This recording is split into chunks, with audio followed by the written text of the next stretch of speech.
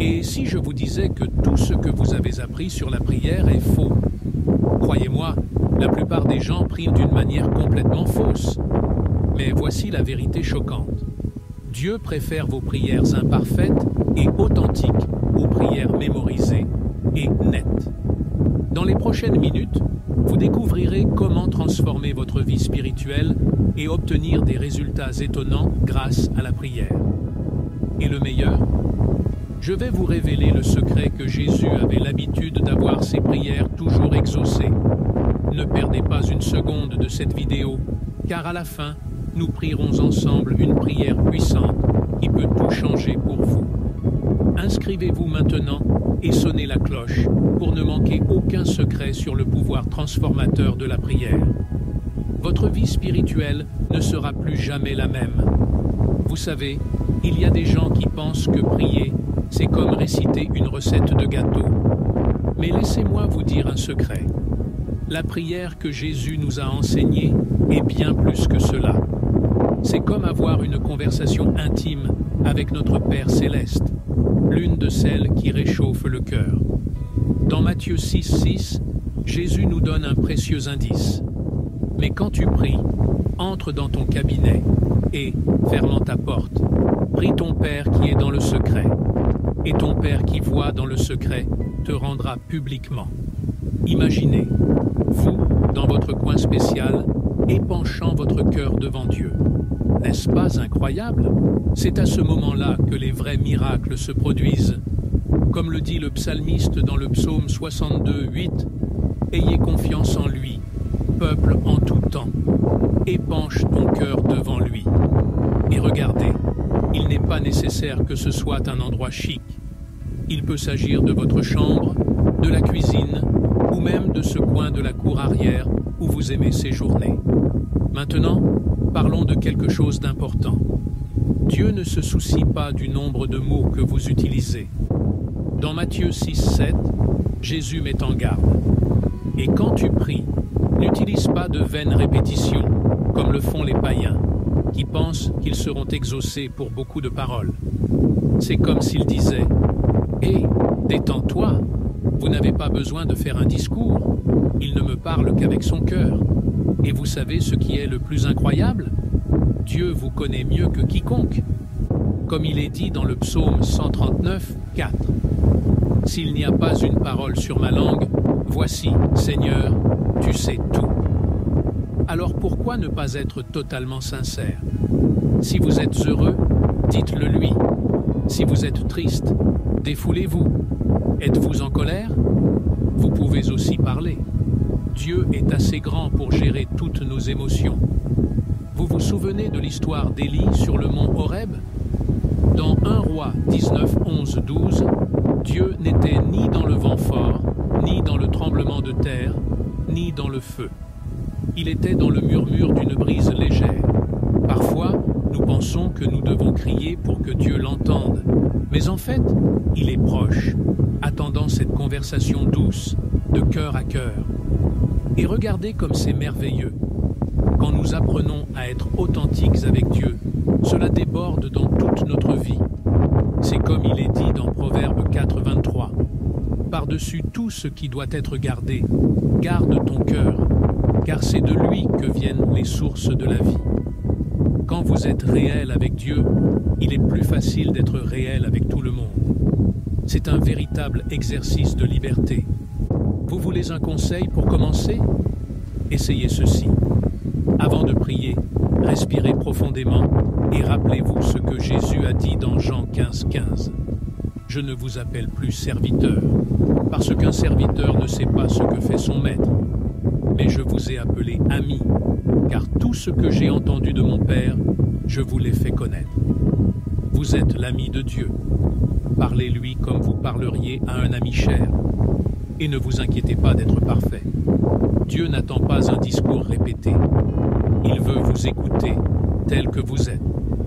Comme il est dit dans Romains 8, 26, « De même, l'Esprit vient aussi en aide à nos faiblesses, car nous ne savons pas ce que nous devons demander comme nous le devrions.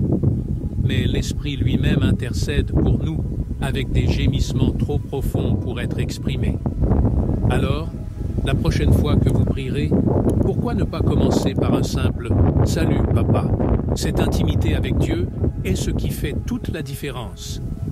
Et en parlant d'intimité, vous êtes-vous déjà arrêté pour réfléchir au pouvoir de se retirer dans un endroit calme pour prier? Avez-vous déjà pensé à prendre des vacances spirituelles? Eh bien, ma chère, Jésus en a beaucoup parlé. Il n'est pas étonnant qu'il ait toujours trouvé un moyen de s'échapper à la montagne pour avoir un peu de temps seul avec le Père. Dans Marc 1,35, nous lisons « Et se levant de très grand matin, comme il faisait encore nuit, il sortit et s'en alla dans un lieu désert. Et là, il pria. » Voir, même le Fils de Dieu avait besoin de ce moment d'intimité. Maintenant, ne pensez pas que la retraite spirituelle est réservée aux personnes super saintes. Non, c'est pour tous ceux qui veulent se connecter davantage avec Dieu. Vous connaissez ce sentiment lorsque vous êtes dans un endroit bruyant et que vous entrez soudainement dans une pièce calme? C'est plus ou moins comme ça que ça marche. Vous sortez de l'agitation de la vie quotidienne et entrez dans un espace où vous pouvez entendre même les murmures de Dieu. Et regardez comme c'est intéressant. Dans 1 Roi 19, 11, 13, Dieu n'est pas apparu au prophète Élie dans le vent fort, ni dans le tremblement de terre, ni dans le feu. Savez-vous où il était? D'une voix douce et délicate. Parfois, nous sommes tellement habitués au bruit que nous oublions ce que c'est que d'entendre le silence. Et c'est dans ce silence que Dieu nous parle souvent. Mais soyons d'accord, n'est-ce pas? Pas facile de tout laisser tomber et de s'isoler. Nous avons le travail, la famille, 1000 engagements. Mais si je vous disais que vous pouvez créer des mini-retraites au quotidien, que diriez-vous de vous réveiller 15 minutes plus tôt et d'avoir un moment à vous avec Dieu? Ou peut-être profiter de l'heure du déjeuner pour faire une pause au parc et méditer un peu? Comme il est dit dans le psaume 46, 10, « Restez tranquille et sachez que je suis Dieu. » Et vous savez ce qui est le plus cool? Lorsque nous prenons ce temps pour être seuls avec Dieu, nous apprenons aussi à mieux nous connaître. C'est comme si nous enlevions tous les masques et que nous nous retrouvions face à face avec qui nous sommes vraiment. Dans Galates 4,9, Paul dit « Mais maintenant, connaissant Dieu, ou plutôt étant connu de Dieu, c'est une voie à double sens, vous savez. Nous connaissons Dieu et il nous connaît. Maintenant, ne pensez pas que cette retraite spirituelle consiste simplement à rester immobile, à ne rien regarder, hein? C'est le moment de vraiment se connecter. Lisez la Bible calmement, méditez sur les paroles, parlez à Dieu comme s'il était là à vos côtés, parce qu'en réalité, il l'est. Dans Jacques 4,8, nous avons une promesse incroyable. Approchez-vous de Dieu et il s'approchera de vous. Et ce n'est pas tout. Ce temps d'intimité avec Dieu peut être transformateur. Vous savez ces problèmes qui ressemblent à des montagnes? Eh bien, quand nous sommes proches de Dieu, ils commencent à ressembler à des cailloux. Comme il est dit dans Philippiens 4, 6, 7. Ne vous inquiétez de rien, mais en toute chose, faites connaître à Dieu vos demandes par la prière et la supplication, avec action de grâce. Et la paix de Dieu gardera vos cœurs et vos esprits en Jésus-Christ. Vous voulez un conseil pour commencer votre mini-retraite? Choisissez un coin de votre maison. Il peut même s'agir de ce petit espace au bout du couloir. Prévoyez environ 20 minutes. Éteignez votre téléphone portable. Oui, vous pouvez vous en passer pendant un certain temps. Prenez votre Bible et un cahier. Commencez par lire un psaume, puis restez silencieux pendant quelques minutes. Si des pensées vous viennent, notez-les. Vous verrez comment ce petit moment fera toute la différence dans votre journée. Et n'oubliez pas, il n'est pas nécessaire qu'il soit parfait. Parfois, nous allons dans notre coin et nos esprits s'emballent beaucoup. D'accord, Dieu comprend. Ce qui est important, c'est l'intention de votre cœur. Comme il est dit dans 1 Samuel 16, 7. L'Éternel ne voit pas comme l'homme voit. L'homme voit l'extérieur, mais le Seigneur le cœur. Alors, Que diriez-vous de commencer votre retraite spirituelle aujourd'hui? Et en parlant de commencer quelque chose de nouveau, avez-vous déjà pensé au pouvoir que vous avez lorsque vous vous réunissez avec d'autres pour prier? Savez-vous que l'on dit que une hirondelle ne fait pas l'été? Eh bien, dans la vie spirituelle, c'est aussi comme ça. Jésus le savait, et c'est pourquoi il a dit « Là où 2 ou 3 sont assemblés en mon nom, je suis au milieu d'eux. » Matthieu 18, 20. C'est comme s'il disait « Les gars, ensemble vous êtes plus forts. » Et n'est-ce pas vrai? Imaginez, vous êtes là, en train de prier seul, et soudain, vous vous réunissez avec un groupe d'amis pour prier. C'est comme si l'énergie se multipliait. Dans Actes 2, 1, 4, nous voyons cela se produire d'une manière très puissante. Les disciples étaient tous réunis le jour de la Pentecôte, et, bam, le Saint-Esprit est descendu avec tout. C'est ce que j'appelle une réunion animée. Mais calmez-vous, ne pensez pas que prier en groupe n'est que pour des moments privilégiés. Non.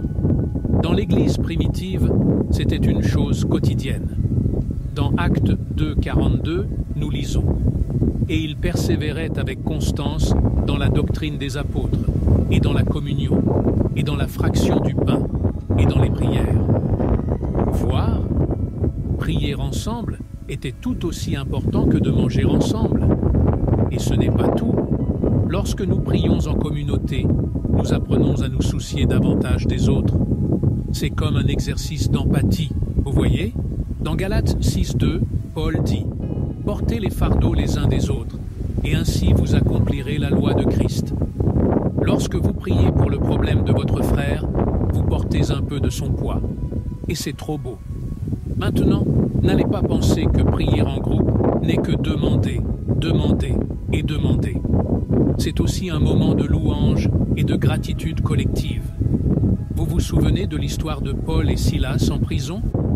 Dans Actes 16, 25, ils priaient et chantaient des hymnes à Dieu, même enchaînés.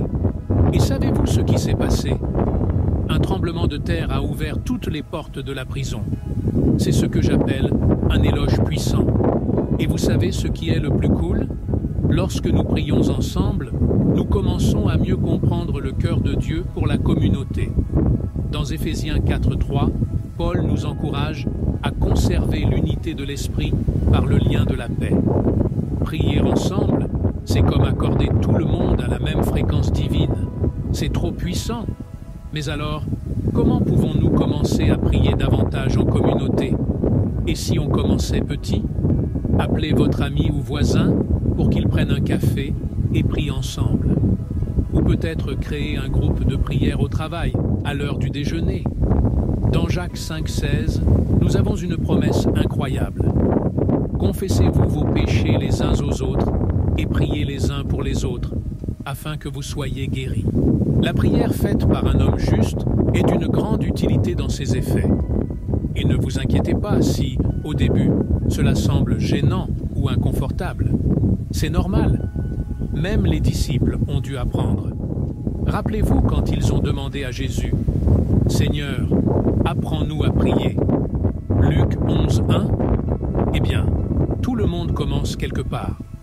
L'important est de faire le premier pas et de persévérer. Enfin, rappelez-vous que prier en communauté ne remplace pas votre prière individuelle, d'accord? Il s'agit d'un add-on puissant. Comme il est dit dans 1 Thessaloniciens 5, 17, 18, « Priez sans cesse, en tout, rendez grâce. » Que ce soit seul ou en groupe, l'important est de maintenir ce lien avec Dieu. Et en parlant de maintenir le lien, vous êtes-vous déjà arrêté pour réfléchir au rôle de la foi dans la prière? Avez-vous déjà pensé que nous pourrions commander des miracles par la livraison? Ce serait merveilleux, non? Mais la vérité est que Dieu n'est pas un distributeur automatique céleste. La foi dans la prière, c'est plus comme planter une graine. Vous ne voyez pas le résultat tout de suite, mais vous avez confiance que quelque chose d'incroyable se passe sous terre. C'est pourquoi Jésus a dit dans Marc 11, 24, « C'est pourquoi je vous dis, tout ce que vous demanderez dans la prière, croyez que vous l'avez reçu, et il en sera ainsi pour vous. Maintenant, ne pensez pas que la foi, c'est fermer les yeux et faire un effort pour croire, hein? C'est plutôt comme faire confiance à un ami qui ne vous a jamais laissé tomber. Hébreux 11, 1, nous lisons. Or, la foi est l'assurance de ce que nous espérons et l'évidence des choses que nous ne voyons pas. C'est comme avoir un GPS divin. On ne voit pas tout le chemin, mais on a confiance qu'on y arrivera. Et regardez comme c'est intéressant. Parfois, nous prions pour quelque chose et la réponse prend du temps. Il semble que Dieu ait le téléphone portable en mode avion, n'est-ce pas? Mais calmez-vous. Dans Ésaïe 55, 8, 9, Dieu dit « Car mes pensées ne sont pas vos pensées, et vos voix ne sont pas les miennes. » C'est comme s'il disait « Détendez-vous, j'ai un meilleur plan. » Connaissez-vous l'histoire de Joseph dans l'Ancien Testament? L'homme a été vendu comme esclave, jeté en prison, et ce n'est qu'après des années qu'il est devenu le deuxième homme le plus puissant d'Égypte. Dans Genèse 50, 20, il dit aux frères « Vous m'avez fait du mal, mais Dieu l'a fait bon. » Voir, parfois, ce qui semble être un retard dans la réponse est que Dieu prépare quelque chose de beaucoup plus grand. Maintenant, ne pensez pas qu'avoir la foi, c'est rester immobile à attendre qu'elle tombe du ciel. Non. Dans Jacques 2, 17, nous lisons « De même, la foi, si elle n'a pas d'œuvre, est morte en elle-même. » C'est comme demander un travail à Dieu et s'allonger sur le canapé. La vraie foi nous pousse à l'action. Priez comme si tout dépendait de Dieu, mais agissez comme si tout dépendait de vous. Et ce n'est pas tout. La foi dans la prière ne consiste pas seulement à recevoir des choses, c'est se transformer soi-même. Dans Romains 12, 2, Paul dit « Et ne vous conformez pas à ce monde, mais soyez transformés par le renouvellement de votre intelligence. » Lorsque nous prions avec foi, nous commençons à voir le monde avec les yeux de Dieu. Et ça, mon ami, change tout. Vous voulez un conseil pour renforcer votre foi dans la prière? Commencez un journal de gratitude. Chaque jour, avant de vous coucher, notez 3 choses pour lesquelles vous êtes reconnaissant. Il peut s'agir de n'importe quoi, du pain chaud pour le petit déjeuner à cette opportunité inattendue au travail. Comme il est dit dans 1 Thessaloniciens 5, 18, « Rendez grâce en tout, parce que c'est la volonté de Dieu en Jésus-Christ pour vous. » Et rappelez-vous, avoir la foi ne signifie pas que vous n'aurez jamais de doute. Même Jean-Baptiste, qui a baptisé Jésus, a eu un moment de doute en prison. Matthieu 11, 2, 3. L'important est ce que vous faites de ces doutes. Utilisez-les comme un tremplin pour chercher davantage Dieu, et non comme une ancre pour vous tirer vers le bas. Enfin, sachez que votre foi dans la prière ne dépend pas de la taille de votre demande, mais de la taille de votre Dieu. Dans Éphésiens 3, 20, Paul nous rappelle que Dieu est capable de faire infiniment plus que tout ce que nous demandons ou pensons. Alors pourquoi ne pas rêver grand? Et en parlant de rêver grand, vous êtes-vous déjà arrêté pour réfléchir à l'importance de la persévérance dans la prière? Avez-vous déjà entendu parler d'un marathon de prière? Eh bien, ma chère, Jésus était fan de cette idée. Dans Luc 18, 1, il lâche cette perle. Jésus leur parla d'une parabole sur le devoir de prier toujours et de ne pas défaillir. C'est comme s'il disait « Les gars, n'abandonnez pas, continuez à prier. Maintenant, ne pensez pas que persister dans la prière, c'est répéter les mêmes mots comme un perroquet, d'accord? C'est plutôt cet enfant qui n'arrête pas de demander des glaces à son père. Savez-vous pourquoi? Parce qu'elle a confiance que son père l'aime et veut le meilleur pour elle. Dans Matthieu 7, 7, 8, Jésus dit « Demandez et l'on vous donnera. Cherchez et vous trouverez. Frappez et l'on vous ouvrira. Car quiconque demande reçoit. Celui qui cherche trouve. Et à celui qui frappe, on lui ouvrira. » Et regardez comme c'est bon marché. Jésus raconte une histoire super cool à propos d'une veuve qui n'a pas renoncé à demander justice à un mauvais juge. Luc 18, 2, 8. La juge a fini par céder juste pour se débarrasser de son insistance. Puis Jésus dit, « Écoutez ce que dit ce juge injuste. Dieu ne rendra-t-il pas justice à ses élus, qui crient vers lui jour et nuit, bien qu'il semble lent à les défendre ?» C'est comme dire, si même un mauvais juge accède à une demande insistante, imaginez le Père Céleste qui vous aime. Mais calmez-vous, ne pensez pas que persister dans la prière, c'est essayer de plier le bras de Dieu, hein? Pas du tout. C'est plus comme accorder votre cœur au sien. Dans 1 Jean 5, 14, 15, nous lisons « Et voici la confiance que nous avons en lui, c'est que si nous demandons quelque chose selon sa volonté, il nous exauce.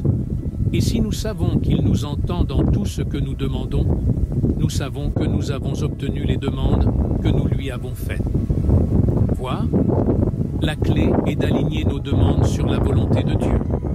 Connaissez-vous l'histoire d'Anne dans l'Ancien Testament? La femme a tellement prié pour un enfant que le prêtre Élie a cru qu'elle était ivre. 1 Samuel 1, 12, 13. Mais elle n'a pas baissé les bras. Et savez-vous ce qui s'est passé? Dieu a répondu, et le prophète Samuel est né. C'est ce que j'appelle la persévérance récompensée. Maintenant, ne pensez pas que persister dans la prière ne fait que demander, demander et demander. Il s'agit aussi de maintenir le lien avec Dieu. Dans 1 Thessaloniciens 5, 17, Paul dit simplement « Priez sans cesse ». C'est comme garder une ligne ouverte avec le ciel 24 heures sur 24, 7 jours sur 7. Vous n'avez pas besoin de parler tout le temps, mais vous êtes toujours prêt à parler. Vous voulez un conseil pour être plus persévérant dans la prière? Que diriez-vous de créer un mur de prière? Prenez une photo ou une partie du mur et collez-y vos demandes de prière. Chaque fois que vous passez par là, priez pour l'un d'entre eux. Et quand Dieu répond, n'oubliez pas de noter la date de la réponse et de rendre grâce.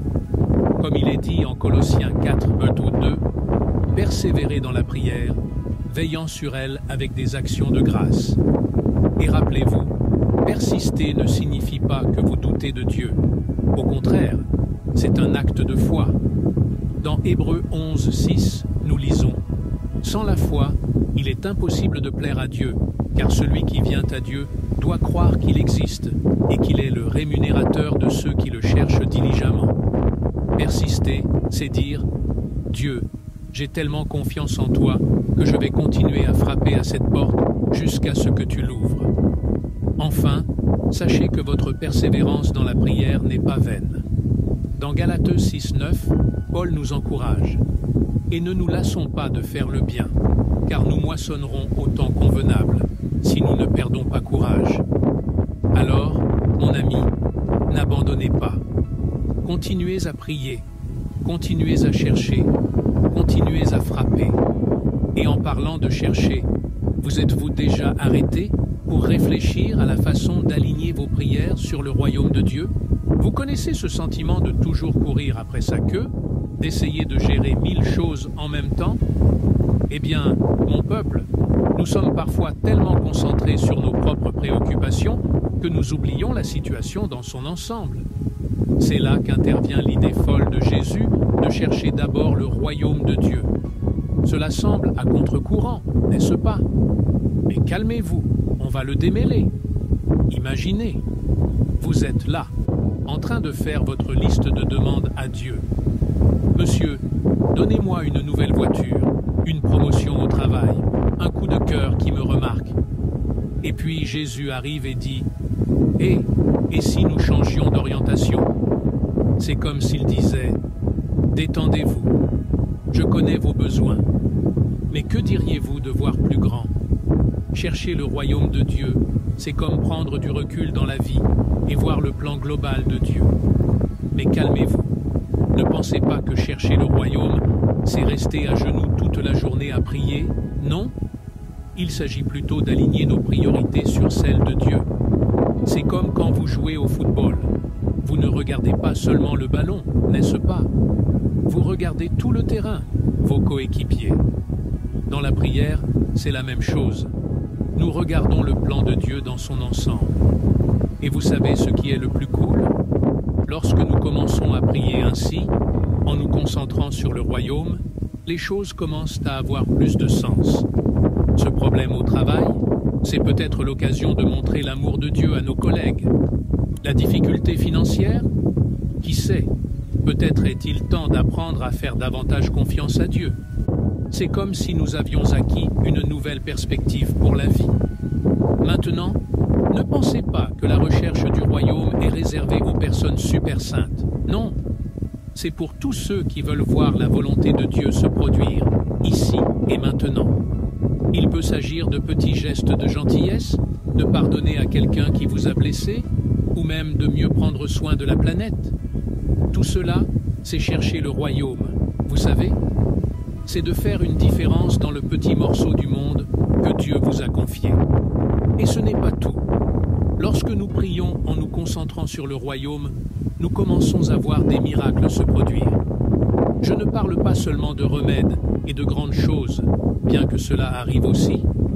Je parle de voir des cœurs changer, des relations être restaurées, des vies être transformées. C'est comme si nous devenions un agent secret de Dieu, répandant l'amour et la justice autour de nous. Voulez-vous un conseil pour commencer à prier en vous concentrant davantage sur le royaume? Que diriez-vous de faire une liste des domaines de votre vie où vous voulez voir la volonté de Dieu se produire? Cela peut être dans votre famille, au travail, dans votre communauté. Ensuite, au lieu de simplement demander des choses à vous-même, commencez à prier pour ces domaines. Seigneur, comment puis-je être un instrument de ton amour en ma compagnie? Papa, montre-moi comment je peux faire une différence dans mon quartier. Vous verrez comment cela change tout. Et rappelez-vous, chercher le royaume ne signifie pas ignorer vos besoins personnels. Il s'agit plutôt de mettre les choses dans le bon ordre. Comme Jésus l'a dit, lorsque nous cherchons d'abord le royaume, tout le reste en a la conséquence. C'est comme obtenir un bonus dans la vie. Alors, la prochaine fois que vous prierez, que diriez-vous de commencer par demander « Père, que veux-tu que je fasse aujourd'hui pour ton royaume ?» Vous serez surpris des portes que cela peut ouvrir. Et en parlant d'ouvrir des portes, avez-vous déjà pensé à la façon dont la prière peut transformer non seulement le monde qui vous entoure, mais aussi vous-même? Vous connaissez ce sentiment que quelque chose doit changer dans votre vie, mais vous ne savez pas par où commencer? Eh bien, ma chère, la prière est peut-être la clé que vous cherchiez. Il n'est pas étonnant que l'apôtre Paul ait écrit dans Philippiens 4, 6, 7 « Ne vous inquiétez de rien, mais en toute chose, faites connaître à Dieu vos demandes par la prière et la supplication avec action de grâce. Et la paix de Dieu, qui surpasse toute intelligence, gardera vos cœurs et vos esprits en Jésus-Christ. » C'est comme si Dieu disait « Hé, apporte-moi tout ce qui te dérange, parlons-en. » Et vous savez ce qui est le plus incroyable? Lorsque nous faisons cela, quelque chose de magique se produit. Nous commençons à ressentir une paix que nous ne pouvons même pas expliquer. C'est comme si Dieu prenait tout ce poids que nous portons et disait « Laisse-moi faire, je m'en occuperai pour toi. » Mais calmez-vous. Ne pensez pas que la prière n'est qu'une demande à Dieu pour des choses. Non, c'est bien plus que cela. C'est une réunion transformatrice. Connaissez-vous l'histoire de la rencontre de Jacob avec Dieu dans Genèse 32? Jacob a lutté toute la nuit avec Dieu et est reparti transformé, même avec un nouveau nom. C'est plus ou moins ainsi que la prière fonctionne en nous. Nous entrons d'une manière et nous en sortons d'une autre. Et regardez comme c'est bon marché. Plus nous prions, plus nous commençons à penser comme Dieu. C'est comme il est dit dans Romains 12, 2. « Et ne vous conformez pas à ce monde, mais soyez transformés par le renouvellement de votre intelligence, afin que vous éprouviez quelle est cette volonté bonne, agréable et parfaite de Dieu. » C'est comme si la prière était un gymnase pour notre esprit, vous savez. Nous devenons plus forts, nous ressemblons davantage à Jésus. Maintenant, ne pensez pas que c'est facile, non. Parfois, nous allons prier et il semble que nous nous parlons à nous-mêmes. Mais c'est là que la foi entre en jeu, comme il est dit en Hébreux 11:1. Or, la foi est l'assurance des choses qu'on espère, la conviction des choses qu'on ne voit pas. Même lorsque nous ne ressentons rien, Dieu travaille dans les coulisses, façonnant notre caractère, nous préparant à des choses étonnantes. Et vous savez ce qui est le plus cool? La prière ne nous change pas seulement, mais elle change aussi la façon dont nous voyons les autres. Nous commençons à regarder les gens avec les yeux de Dieu. Vous vous souvenez de l'histoire d'Étienne dans Acte 7? Même s'il était lapidé, il priait pour ses persécuteurs.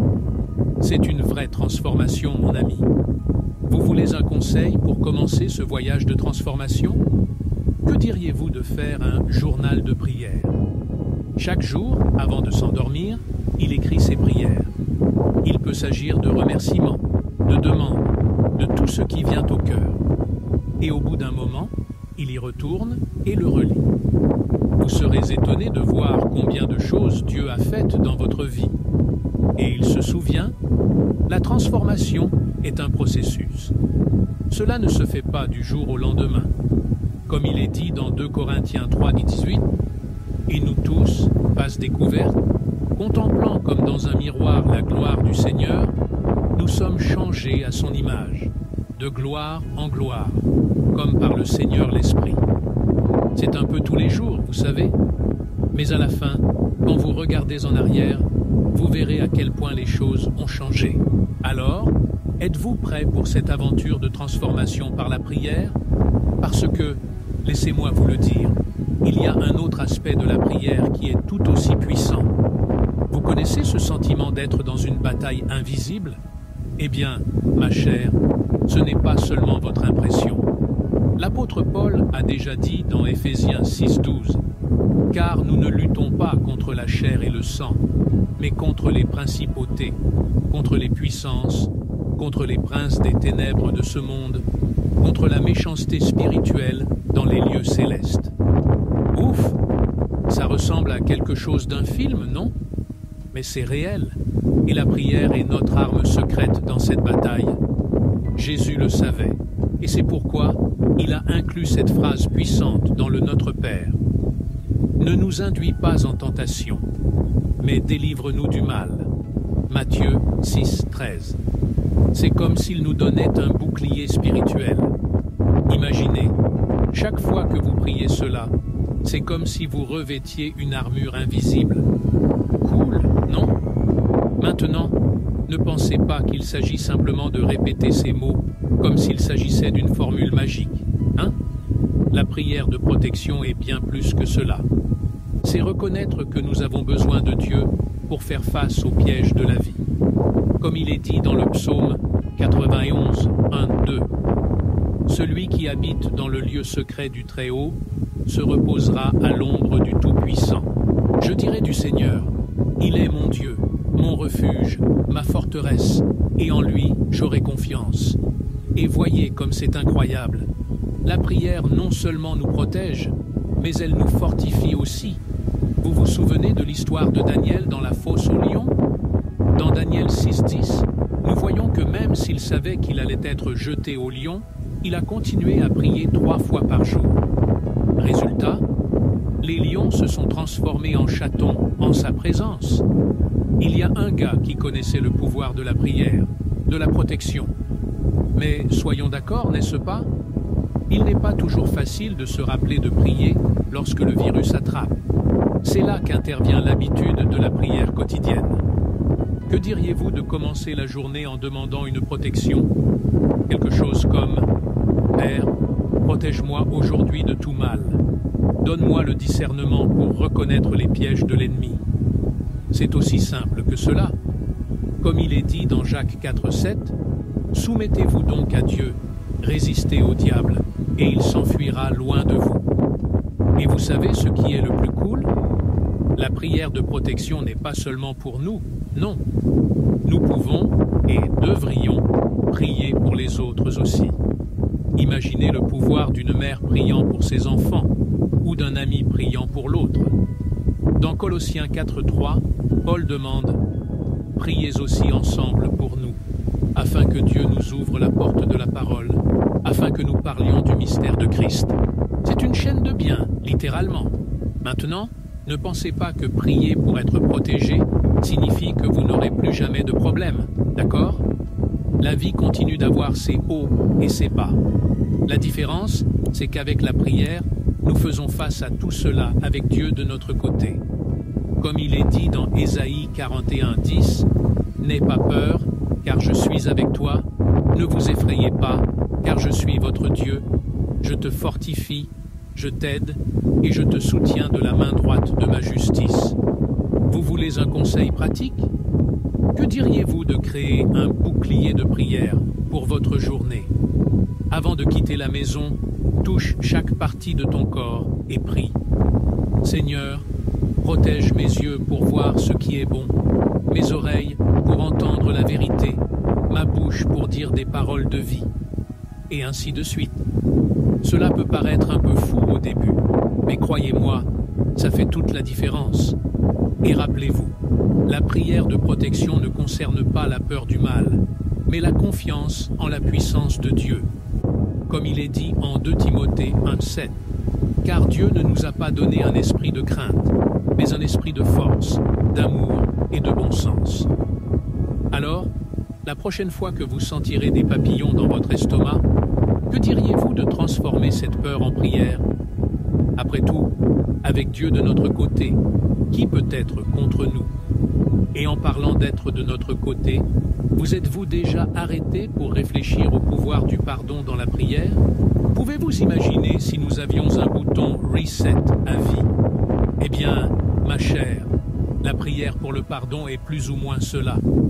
Jésus savait à quel point c'était important, et c'est pourquoi il a inclus dans le Notre Père « Pardonne-nous nos offenses, comme nous pardonnons à ceux qui nous ont offensés. » Matthieu 6:12. C'est comme s'il disait « Regardez, si vous voulez recommencer, le pardon est le chemin. » Maintenant, mettons-nous d'accord. Pardonner n'est pas facile, n'est-ce pas? Parfois, nous sommes tellement blessés que cela semble impossible. Mais vous savez ce qui est incroyable? Lorsque nous prions pour le pardon, Dieu commence à travailler dans nos cœurs. Dans Ézéchiel 36:26, il promet « Je te donnerai un cœur nouveau, et je mettrai en toi un esprit nouveau. » C'est comme si Dieu nous opérait une chirurgie spirituelle, et ce n'est pas tout. Pardonner ne concerne pas seulement l'autre personne, il s'agit aussi de vous. Dans Marc 11:25, Jésus dit « Et quand tu prieras, si tu as quelque chose contre quelqu'un, pardonne, afin que ton Père qui est dans les cieux te pardonne aussi tes offenses. » C'est une affaire à double sens, vous savez. Lorsque vous pardonnez, vous vous libérez. Mais calmez-vous. Ne pensez pas que pardonner, c'est faire comme si de rien n'était.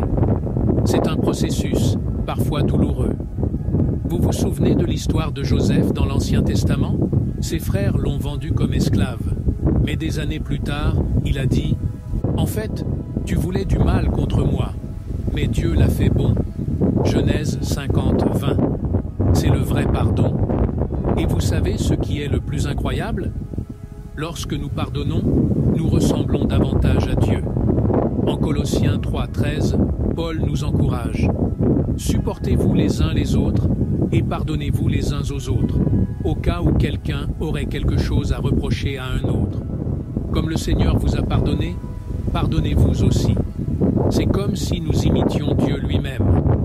Maintenant, ne pensez pas que pardonner est être stupide. Non, c'est être fort. C'est choisir la paix plutôt que le ressentiment. Comme il est dit dans Proverbe 17:9, « Celui qui couvre la transgression cherche l'amitié, mais celui qui renouvelle la transgression chasse l'ami. » Pardonner, c'est comme essuyer la saleté du pare-brise. Vous voyez mieux le chemin devant vous. Et ce n'est pas tout. Prier pour obtenir le pardon ne concerne pas seulement les autres, mais aussi vous-même. Parfois, la personne à qui nous devons pardonner le plus, c'est nous-mêmes. Dans 1 Jean 1:9, nous avons une promesse incroyable. Si nous confessons nos péchés, Il est fidèle et juste pour nous les pardonner et nous purifier de toute iniquité. C'est comme prendre un bain spirituel.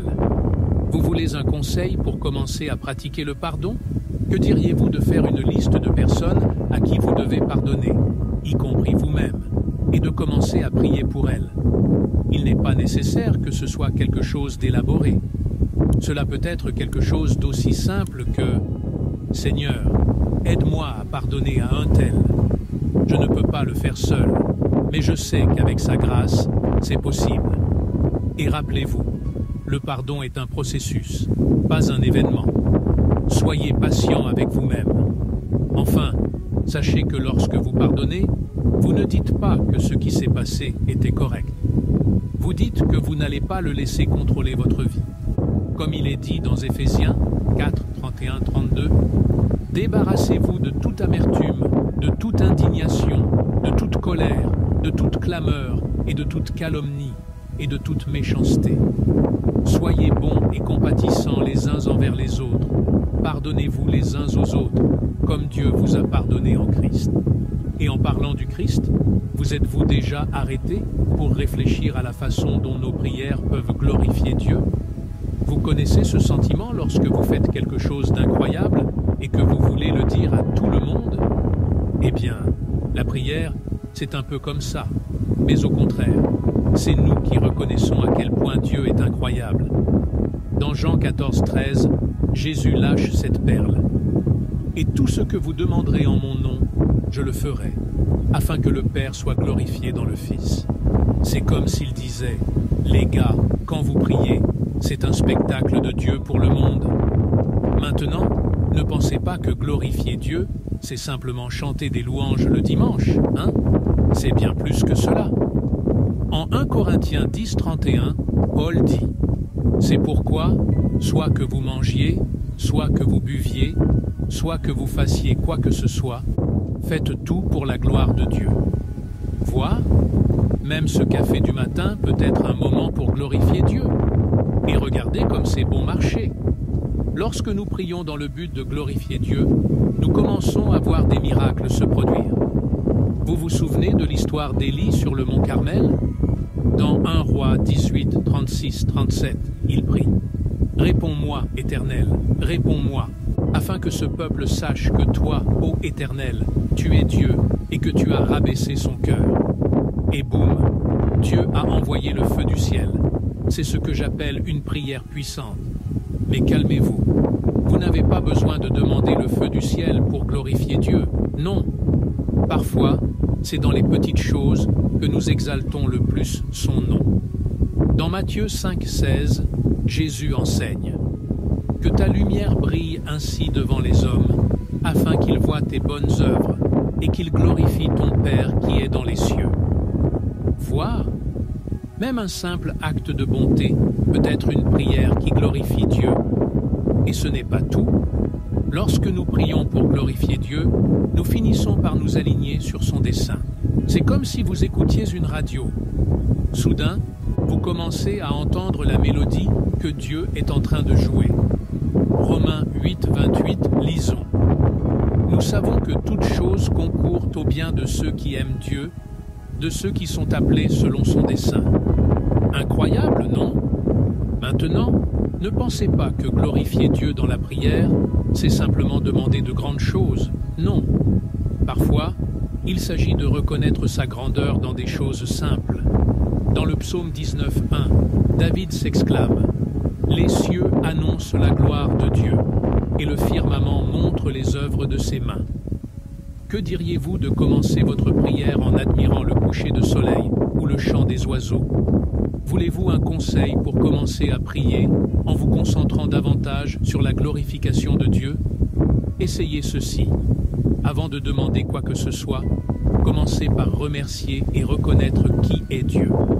Prenez un psaume, comme le psaume 145, et utilisez-le comme guide pour votre prière. Vous verrez à quel point cela change complètement votre perspective. N'oubliez pas que glorifier Dieu ne consiste pas à le faire paraître plus grand, comme si c'était possible, mais à reconnaître à quel point il est déjà grand. Dans Apocalypse 4, 11, les anciens qui sont dans le ciel déclarent: Tu es digne, Seigneur et notre Dieu, de recevoir gloire, honneur et puissance, parce que tout ce que tu as créé, oui, c'est à cause de ta volonté qu'ils sont venus à l'existence et ont été créés. Enfin, sachez que lorsque vous priez pour glorifier Dieu, vous rejoignez un cœur céleste.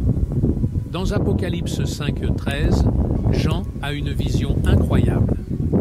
Alors j'entendis que toute créature qui est dans le ciel et sur la terre, sous la terre et sur la mer, et tout ce qui est en eux, disait: À celui qui est assis sur le trône et à l'agneau, soit louange, honneur, gloire et domination au siècle des siècles.